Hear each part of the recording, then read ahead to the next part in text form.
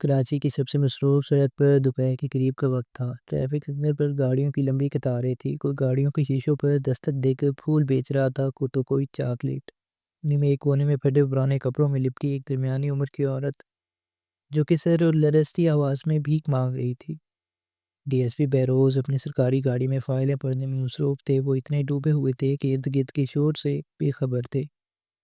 اچانک ڈرائیور نے آہستہ سے کہا، سر، وہ عورت دیکھیں۔ بہروز نے نظر اٹھائی۔ سامنے ایک بلیو موٹر سائیکل رکی تھی، جس کی آواز سنتے ہی وہ عورت پوری طرح کانپ اٹھی۔ اس کی آنکھوں میں ایسا خوف تھا جیسے موت سامنے کھڑی ہو۔ جیسے ہی موٹر سائیکل کی کڑکڑاہٹ قریب پہنچی، وہ ایک دم سے سڑک کے کونے میں جا کے بیٹھ گئی۔ دونوں ہاتھوں سے سر چھپا لیا اور سسکنے لگی۔ بہروز کو حیرت ہوئی۔ انہوں نے ڈرائیور سے کہا، اس عورت کو گاڑی میں بٹھاؤ۔ ڈرائیور چونکا، سر یہ تو بھکاری ہے۔ گاڑی؟ میں نے جو کہا وہ کرو، بہروز نے سخت لہجے میں کہا۔ ڈرائیور آگے بڑھا، مگر عورت گھبرائی ہوئی تھی، جیسے کسی کو پہچان گئی۔ وہ پولیس گاڑی دیکھ کر اس کے چہرے پر ایک دم خوف چھا گیا، مگر جب اس نے بہروز کی آنکھوں میں نرمی دیکھی تو کچھ مطمئن ہوئی۔ بہروز نے نرمی سے پوچھا، تمہارا نام کیا ہے؟ وہ تھوڑا رکی، پھر کھپاتے ہونٹوں سے بولی، صوبیہ۔ یہ وہ نام تھا جو شاید برسوں بعد کسی نے پوچھا تھا۔ اس کی آنکھوں سے آنسو بہہ نکلے۔ بہروز نے اسے تھانے نہیں بلکہ براہ راست اپنے دفتر بلایا۔ ان کے دل میں عجیب سا احساس تھا، یہ کوئی عام بکارت نہیں لگتی۔ اس کے اندر ایک چھپا ہوا طوفان تھا۔ دفتر کی کانفرنس روم میں اس کے سامنے چائے کا ایک کپ اور بسکٹ رکھے گئے۔ وہ چپ چاپ دیکھتی رہی۔ کچھ دیر بعد ہاتھ کانپتے ہوئے چائے اٹھائی۔ بہروز نے نرم لہجے میں پوچھا، زوبیہ، تم بلیو موٹر سائیکل دیکھ کر اتنا ڈر کیوں گئی جاتی ہو؟ وہ خاموش رہی، پھر آہستہ سے گردن جھکا لی، جیسے اس کے پاس لفظ نہیں بچے تھے، صرف زخم۔ بہروز نے فوراً سگنل کے CCTV فوٹیج منگوایا۔ اسکرین پر نظر آئی بلیو موٹر سائیکل پر بیٹھا ایک بھکاری جسم والا آدمی، کالی اینک، جو چہرے پر ظالمانہ مسکراہٹ۔ دوسری طرف وہی زوبیہ۔ کانپتی ہوئی بہروز نے فوٹیج دیکھ کر زوبیہ سے پوچھا، کیا تم اسے جانتی ہو؟ زوبیہ کا چہرہ پیلا پڑ گیا، اس کے لب کپکپانے لگے۔ وہ شیطان ہے صاحب، میں نے اس کی آنکھوں میں موت دیکھی ہے۔ نام بتاؤ اس کا۔ راجہ بھٹی۔ یہ نام سنتے ہی بہروز چونک گئے۔ یہی وہ گینگسٹر تھا جو برسوں پہلے لاہور سے غائب ہوا تھا۔ کئی کیس اس پر تھے، مگر کوئی گواہی نہیں ملی تھی۔ بہروز نے آہستہ سے کہا، میں تمہاری پوری کہانی سننا چاہتا ہوں، لیکن جب تم تیار ہو، میں تمہیں گرفتار کرنے نہیں، انصاف دلانے آیا ہوں۔ زوبیہ کی آنکھوں میں پہلی بار انسانیت کی جھلک نظر آئی۔ اس نے سر ہلایا، مگر آنسو بہہ نکلے۔ بہروز جان چکے تھے یہ صرف خوف کی کہانی نہیں، انصاف کے انتظار کی داستان ہے۔ زوبیہ نے لرزتی ہوئی سانس لی، چہرے پر صدیوں کا دکھ پھیلا ہوا تھا۔ اس نے دھیرے سے کہنا شروع کیا، صاحب، میں پہلے ایک عام عورت تھی، ایک بیوی، ایک ماں۔ بہروز نے کچھ نہ کہا، بس خاموشی سے سنتے رہے۔ میرا شوہر منیر ایک چھوٹی سی کریانہ کی دکان چلاتا تھا۔ ہمارا گھر چھوٹا تھا، مگر دل مطمئن تھے۔ ہم ہنسی خوشی زندگی گزار رہے تھے۔ ایک دن وہ آیا، راجہ بھٹی۔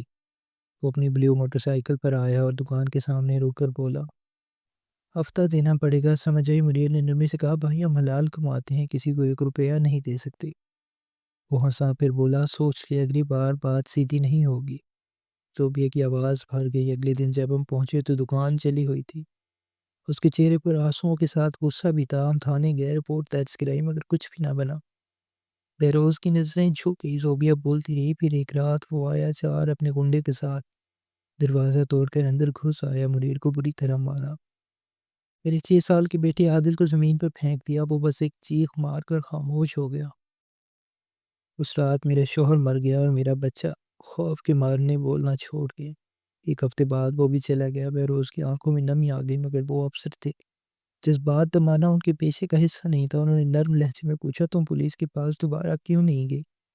زوبیہ ہنسی، ایک ایسی ہنسی جس میں درد اور طنز دونوں تھے۔ کس کے پاس جاتی صاحب؟ میں نے درد پھٹکنے لگے، مگر کسی نے نہ سنا۔ ایک دن انہوں نے مجھ پر ہی چوری کا جھوٹا کیس ڈال دیا۔ پھر بہروز نے آہستہ سے پوچھا، 3 سال کی سزا جیل میں رہی، جب باہر نکلی نہ گھر تھا نہ پہچان۔ بھوک نے مجھ سے میرا ضمیر بھی چھیننے کی کوشش کی۔ میں سڑک پر آ گئی صاحب، وہی سڑک جہاں اب بھی اس کی بلیو موٹر سائیکل کی آواز میرے دل کو چیر دیتی ہے۔ کمرے میں خاموشی پھیل گئی، صرف دیواریں گھڑی کی ٹک ٹک سنائی دے رہی تھی۔ بہروز نے گہری سانس لی، زوبیہ، اب تم کیا چاہتی ہو؟ زوبیہ نے پہلی بار سیدھا اس کی آنکھوں میں دیکھا، انصاف صاحب، اپنے ان سب عورتوں کے لیے جو آج بھی راجہ بھٹی کے پنجوں میں ہیں۔ بہروز نے میز پر رکھی نوٹ بک اٹھائی۔ کیا تم گواہی دینے کو تیار ہو؟ ہاں، جان جاتی ہے تو چاہے، لیکن اب ڈرنا نہیں ہے، اب میں صرف صوبیہ نہیں ہوں، ایک آواز ہوں۔ بہروز نے اس کی آنکھوں میں جھانکا، وہاں دکھ تھا لیکن اس سے زیادہ حوصلہ۔ وہ جانتا تھا کہ یہ کیس آسان نہیں ہوگا، مگر اگر اس عورت کو انصاف دلا دیا تو شاید لوگوں کا یقین قانون پر بڑھ جائے۔ اب اس کے ذہن میں ایک ہی نام گونج رہا تھا، راجہ بھٹی، وہ نام جو زوبیہ کی زندگی کے اندھیروں کی جڑ تھا۔ اگلے دن صبح بہروز اپنے دفتر میں تنہا بیٹھا تھا، اس کے سامنے زوبیہ کی فائل کھلی، لیکن فائل میں کچھ نہیں تھا، نہ کوئی شناختی ریکارڈ، نہ کوئی پتہ، نہ کوئی ثبوت، بس ایک نام جو سانس لے رہا تھا۔ زوبیہ وہ فائل بند کر کے کچھ لمحے سوچتا رہا، پھر انٹرکام دبایا، زوبیہ کو اندر بھیج دو۔ آج زوبیہ پہلے سے کچھ مختلف تھی، اس نے این جی او والوں کو دی ہوئی صرف صاف ستھری چادر اوڑھی تھی، بال سنوارے ہوئے تھے، چہرے پر ہلکی سی رونق۔ وہ جھجکتے ہوئے اندر آئی، بہروز نے کرسی کی طرف اشارہ کیا، بیٹھ جاؤ زوبیہ۔ کچھ لمحے دونوں کے درمیان خاموشی چھائی رہی، زوبیہ کی آنکھوں سے آنسو بہہ نکلے۔ وہ سمجھ گئی تھی وقت آ گیا ہے کہ وہ اپنے زخموں کو لفظ دے۔ صاحب، میں نے اس شیطان کو اپنی آنکھوں سے عورتوں کی عزت لوٹتے دیکھا ہے۔ راجہ بھٹی کی فیکٹری والے فارم ہاؤس میں عورتیں بیچی جاتی ہیں، کچھ کو مزدوری کے بہانے، کچھ کو نوکری کے وعدے پر۔ وہ عورتوں کی چیخوں سے کھیلتا تھا۔ بہروز کے چہرے پر سنجیدگی چھا گئی۔ وہ اب کہاں ہے؟ پچھلے دنوں سے مین دربار روڈ کے پاس رہتا ہے، پہلے کسی اور جگہ تھا، مگر جب پولیس کا دائرہ تنگ ہوا تو جگہ بدل لی۔ بہروز نے فوراً اپنی اسپیشل ٹیم کو الرٹ کیا، یہ کیس اب آسان ایف آئی آر نہیں بلکہ ایک مشن تھا۔ اس نے کہا، اگلی رات بہروز نے ایک خاتون کانسٹیبل کو بکارن کے بیس میں بھیجا، اس کے کپڑوں میں ایک چھوٹا سا مائک اور جی ایس بی چپ لگا دی تاکہ ہر بات ریکارڈ ہو۔ رات کے 10 بجے کے قریب ایک پرانی جھگی کے پاس وہ بیٹھی تھی۔ 2 گھنٹے بعد وہ آواز گونجی، بلیو موٹر سائیکل کی، ٹھک ٹھک ٹھک، جیسے کوئی پرانی روح پھر سے جاگ اٹھی ہو۔ ایک بھکاری جسم والا اترا، چمکتی زنجیر، سونے کی انگوٹھیاں، کالی اینک، وہی راجہ بھٹی۔ وہ اس کے قریب آ کر بولا، کیوں اماں، پیسے چاہیے؟ کانسٹیبل نے ڈرتے ڈرتے سر ہلایا۔ وہ ہنسا، پیسے ملیں گی اگر کام کرے گی تو۔ آج رات میرے فارم ہاؤس پر چل۔ یہ تمام گفتگو براہ راست بہروز کے ہیڈ فون میں ریکارڈ ہو رہی تھی۔ بہروز نے فوراً ریڈیو پر کہا، ٹیم تیار ہے، فارم ہاؤس کی لوکیشن بس نکلنے والی ہے۔ کانسٹیبل نے ہمت کر کے پوچھا، کہاں ہے تیرا فارم ہاؤس مالک؟ راجہ کہہ کہاں مار کر بولا، فارم ہاؤس نہیں، عورتوں کا جہنم ہے، پچھلے روڈ پر، وہاں کوئی نہیں بچاتا۔ وہ اتنا کہہ کر اس کی کلائی پکڑنے ہی والا تھا کہ پیچھے سے 2 موٹر سائیکلوں کی آواز آئی۔ پولیس کے جوان سامنے آ گئے۔ راجہ ایک دم چونکا، مگر بھاگنے کی بجائے بلیو موٹر سائیکل موڑ کر اندھی گلیوں میں گھس گئی۔ بہروز نے ریڈیو پر چیخ کر کہا، راجہ فرار ہے، سب یونٹس پچھلی روڈ کی طرف بڑھیں۔ اندھیری رات میں گولیوں کی آوازیں اور بلیو موٹر سائیکل کی گرج، پورا شہر جاگ اٹھا۔ راجہ ایک تنگ گلی میں گھسا، مگر سامنے خود ٹی ایس پی بہروز سامنے کھڑے تھے۔ راجہ رک گیا، دونوں آمنے سامنے۔ بہروز بولا، زوبیہ کو یاد ہے؟ راجہ ہنسا، بہتوں میں ایک تھی، تجھے بھی بھیج دوں گا اس کے پاس۔ اتنا کہنا تھا کہ بہروز نے اپنی پسٹل نکالی اور اس کی بائک کے ٹائر پر فائر کر دی۔ بلیو بائک الٹ گئی، راجہ گرا مگر زندہ۔ پولیس جوانوں نے اسے فوراً دبوچ لیا۔ وہ چیخ رہا تھا، مجھے چھوڑ دو، میرے لوگ تمہیں نہیں چھوڑیں گے۔ بہروز نے قریب جا کر کہا، اب تو اس دنیا میں ہے جہاں انصاف زندہ ہے۔ راجہ بھٹی کو آج کڑیوں میں جکڑ کر تھانے لایا گیا۔ یہ وہ لمحہ تھا جب پہلی بار راجہ کسی کے قدموں میں گرا تھا۔ تھانے کے باہر ہجوم جمع تھا، میڈیا کے کیمرے، لوگوں کی چیخیں اور حیران چہروں کی قطار۔ راجہ پکڑا گیا، یہ خبر ہر زبان پر تھی، مگر ٹی ایس پی بہروز جانتا تھا کہانی اب کوئی ختم نہیں ہوئی بلکہ اب شروع ہو رہی ہے۔ راجہ کو ہتھکڑیوں میں لایا گیا، چہرے پر غرور اب بھی باقی تھا۔ زوبیہ کو اطلاع دی گئی۔ جب وہ تانے پہنچی، راجہ کو دیکھ کر اس کی آنکھوں سے آنسو بہہ نکلے، مگر وہ آنسو کمزوری کے نہیں تھے، وہ ایک ماں کے سلے ہوئے دل کا لابہ تھا۔ زوبیہ آہستہ سے بولی کہ وہی ہے جس نے میرے شوہر اور میرے بیٹے کو مجھ سے چھین لیا، جس نے میرا گھر اجاڑا۔ راجہ نے سر جھکائے بغیر تنزیہ ہنسی ہنسی۔ بہروز نے اسے گھورا، زبان بند رکھا، اب قانون بولے گا۔ زوبیہ نے بہروز سے کہا، صاحب وہ اکیلا نہیں تھا، یہ وہ چہرہ ہے، اصلی مالک تو وہ بابو صاحب ہے جو بڑے بڑے لوگوں سے جڑا ہوا ہے۔ بہروز چونک گیا، بابو صاحب کون؟ زوبیہ نے آہستہ سے کہا، وہی جو پیسے دیتا تھا، عورتوں کی خرید و فروخت کا اصل مالک۔ راجہ تو صرف اس کا نوکر تھا۔ بہروز نے راجہ سے پوچھ گچھ شروع کی۔ راجہ پہلے تو ہنستا رہا، جیسے صاحب تمہیں لگتا ہے مجھے پکڑ کر کھیل ختم ہو گیا؟ تم نے بھی ایک مہرہ گرایا ہے، بادشاہ ابھی زندہ ہے۔ بہروز نے غصے سے میز پر ہاتھ مارا۔ نام بتاؤ۔ راجا کچھ لمحے چپ رہا، پھر بولا نام بتاؤں گا مگر جان کی گارنٹی چاہیے، ورنہ میں بھی نہیں رہوں گا اور سچ بھی نہیں۔ بہروز نے خفیہ طریقے سے ایک اسپیشل انٹیلیجنس ٹیم بنائی جس میں صرف 2 لوگ شامل تھے، انسپکٹر جاوید اور ایک سائبر ایکسپرٹ۔ مگر اگلی صبح راجا اپنی سیل میں بے ہوش ملا، منہ سے جھاگ نکل رہا تھا۔ زہر دے دیا گیا ہے، ڈاکٹر نے کہا۔ بہروز گرسیا ٹیچر نے جہاز کو بلو، کس نے کھانا دیا تھا؟ تحقیقات میں پتہ چلا ایک کانسٹیبل نے رات کی ڈیوٹی بدل کر یہ کام خود کیا تھا۔ جب پکڑا گیا تو روتے ہوئے بولا سر میرے بچوں کو مارنے کی دھمکی ملی تھی، میں مجبور تھا۔ بہروز سمجھ گیا بابو صاحب کوئی عام جرم نہیں، پورے نیٹ ورک کی جڑ ہے۔ اب وقت تھا اندر گھسنے کا۔ اس نے خود کو ایک صحافی کے روم میں بدلنے کا فیصلہ کیا تاکہ اس کی خفیہ نیٹ ورک تک پہنچ سکے۔ زوبیا نے بتایا بابو صاحب اکثر ایک این جی او کے نام پر لڑکیوں کو بچانے کا ڈرامہ کرتا ہے، مگر وہیں ان کا سودا طے ہوتا ہے۔ بہروز نے فائلیں منگوائیں، ایک نام پر نظر جم گئی، ولیم ویلفیئر ٹرسٹ، جس کا بانی تھارمن خزانہ ایک نامی گرامی بزنس مین، سماجی خدمتکار اور میڈیا کا چہیتا۔ اگلے دن بہروز خود کو مقامی صحافی علی شاہ کے طور پر اس ٹرسٹ میں داخل ہوا۔ عمارت شاندار تھی، سفید دیواریں، روشن لائٹیں، خوش لباس سٹاف، مگر فضا میں ایک عجیب سی گھٹن تھی، جیسے کوئی چیخ دبائی جا رہی ہو۔ جب وہ باہر نکلنے لگا تو ایک لڑکی دھیرے سے آئی، اس کی جیب میں ایک پرچی ڈال دی۔ باہر جا کر اس نے نکالی، اس پر لکھا تھا ہمیں بچاؤ، رات ہوتے ہی شیطان اترتا ہے۔ بہروز کے دل میں سرد سے لہر دوڑ گئی، اب یقین ہو گیا، اصل شیطان راجہ نہیں رمن خزانہ ہے۔ بہروز کا دل تیزی سے دھڑک رہا تھا، اب کھیل بہت بڑا تھا۔ وہ جان چکا تھا رمن خزانہ ہی اصل بادشاہ ہے، وہی جو انسانیت کے لبادے میں حیوانیت کا کاروبار کر رہا ہے۔ اگلی صبح وہ ایک مقامی صحافی علی شاہ کے بیس میں دوبارہ اسی ٹرسٹ پہنچا۔ استقبالیہ میں بیٹھی ایک پرکشش خاتون نے کہا علی صاحب، سر رمن صاحب آپ سے ملنے کے خواہش مند ہیں، پلیز تشریف لائیں۔ وہ اندر گیا، سامنے بیٹھا تھا ایک نفیس خوشبودار مہنگے سوٹ میں ملبوس شخص، رمن خزانہ۔ وہ بڑے اعتماد سے اٹھا، ہاتھ بڑھایا، مسٹر علی شاہ، میں نے آپ کا بلا پڑھا، بڑی حساس باتیں لکھتے ہیں۔ بہروز نے نرمی سے مسکرا کر کہا آپ کا ٹرسٹ تو واقعی عورتوں کے حقوق کے لیے مثالی کام کر رہا ہے۔ رمن کے چہرے پر فخریہ تبسم ابھرا، شکریہ، ہم عورتوں کو نئی زندگی دیتے ہیں، نئی امید۔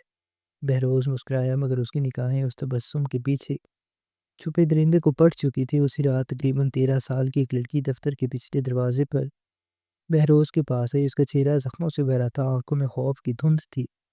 صاحب، اس نے آہستہ سے کہا، کل رات انہوں نے میری چھوٹی بہن کو لے گئے بابو صاحب کے فارم ہاؤس پر، وہ اب تک واپس نہیں آئی۔ بہروز کے ہاتھ مٹھیوں میں بند ہو گئے، خون کھول اٹھا۔ اس نے فوراً اپنی خفیہ ٹیم سے رابطہ کیا، انسپکٹر جاوید اور سائبر انسپکٹر احمد نے ٹرسٹ کے سسٹم میں ہیکنگ شروع کی، کئی خفیہ فولڈر نکلے۔ ایک فولڈر ایسا تھا جو اینکر، لیکن جب وہ کھلا تو بہروز کا دل دہل گیا۔ اندر فارم ہاؤس کی لوکیشنز، لڑکیوں کے نام اور ریٹس درج تھے، ایک مکمل کاروبار جس میں معصوم روحیں بیچی جا رہی تھی۔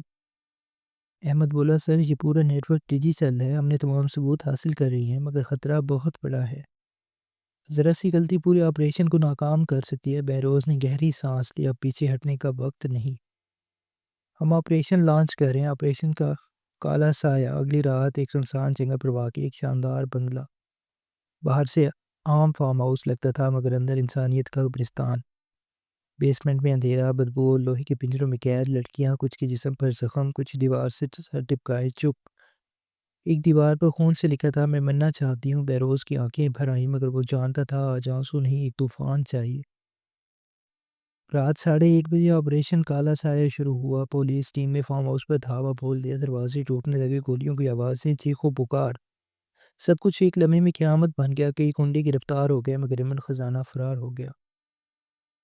بیسمنٹ سے 9 لڑکیاں برآمد ہوئی، سب نیم بے ہوش، زخموں سے چور، ان میں وہ ننھی نینا کی بہن بھی تھی جسے رمن کے آدمی اٹھا لے گئے تھے۔ وہ زندہ تھی مگر سانسوں کے سہارے۔ اگلی صبح تمام نیوز چینل پر ایک ہی خبر چھائی تھی، ڈی ایس پی بہروز نے ہائی پروفائل ہیومن ٹریفکنگ ری ایکٹ کا پردہ فاش کیا، رمن خزانہ مفرور۔ زوبیا نے جب خبر دیکھی اس کی آنکھوں سے آنسو بہے، مگر اس بار یہ آنسو درد کے نہیں، امید کے تھے۔ بہروز اب جانتا تھا کھیل ابھی ختم نہیں ہوا، اگلا بار اس نے بادشاہ پر کرنا ہے۔ اب جنگ صرف قانون کی نہیں، انسانیت کی تھی۔ اب کھیل کا سب سے خطرناک مرحلہ شروع ہو چکا تھا۔ رمن خزانہ جو کبھی خواتین کے حقوق پر لیکچر دیتا تھا، اب زیر زمین جا چکا تھا، اس کے پاس پیسہ بھی تھا، طاقت بھی اور سیاست سے مضبوط تعلقات بھی۔ بہروز جانتا تھا یہ محض ایک مجرم نہیں بلکہ پورا نیٹ ورک ہے، ایسا نیٹ ورک جو طاقتور لوگوں کی مخالفت میں پڑتا ہے۔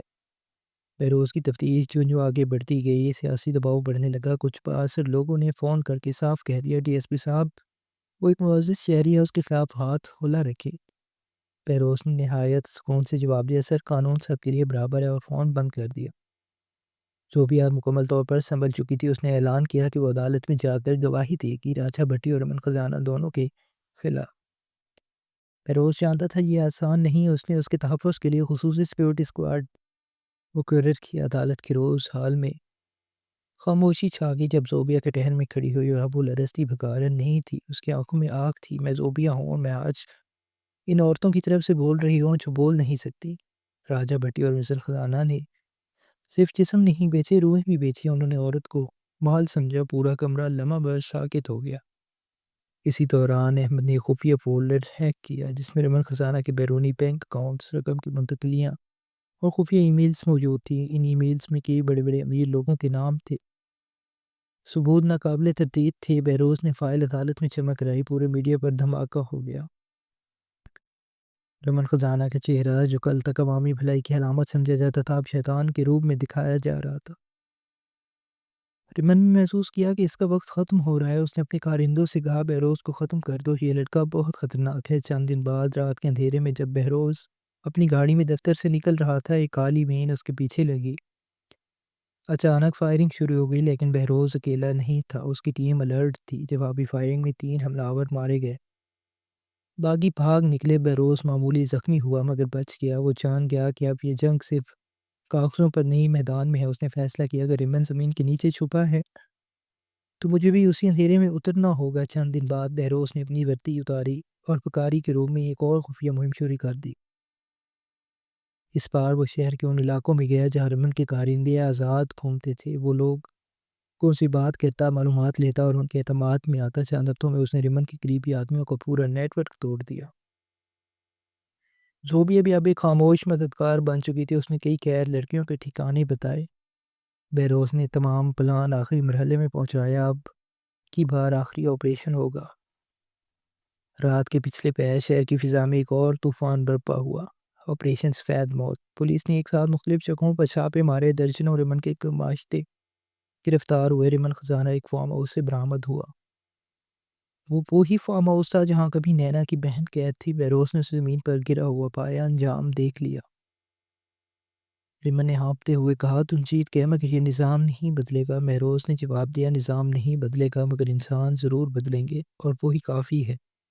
عدالت میں رمن خزانہ کو عمر قید کی سزا سنائی گئی۔ زوبیہ اور باقی تمام بچیوں کو انصاف ملا۔ بہروز جب عدالت کے باہر نکلا، زوبیہ خاموشی سے کھڑی تھی، اس کی آنکھوں میں چمک تھی جیسے برسوں کے اندھیرے کے بعد سورج نکلا ہو۔ صاحب میرا بیٹا آج کہیں مطمئن ہو گیا، اس نے آہستہ سے کہا۔ بہروز مسکرا کر بولا ہاں زوبیہ، اب تم صرف ماں نہیں، تم ان سب کی روشنی ہو جو اندھیرے میں ہیں۔ آسمان پر ہلکی سی روشنی پھیلنے لگی۔ بہروز جانتا تھا یہ صرف ایک کیس نہیں تھا، یہ انسانیت کی جیت تھی۔ آپ کو آج کی ہماری یہ کہانی کیسی لگی کمنٹ سیکشن میں لازمی بتائیں، اور اگر اچھی لگی تو ویڈیو کو لائک ضرور کریں۔ چینل پر نیا ہے تو اس چینل کو سبسکرائب کر دیں۔ ملتے ہیں کل ایک نئی اور دلچسپ کہانی کے ساتھ، تب تک کے لیے اللہ حافظ۔